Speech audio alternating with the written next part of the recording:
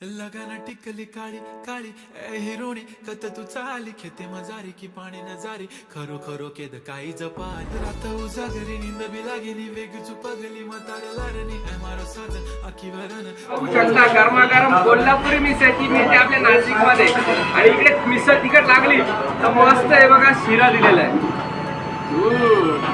अप्रतिम तसेच इकडे मस्त मूग भजी गरमागरम तुम्ही टेस्ट करू शकता आणि सोबतच इकडे मँगो मलाईवाली लस्सी आणि छास पण आहे मित्रांनो।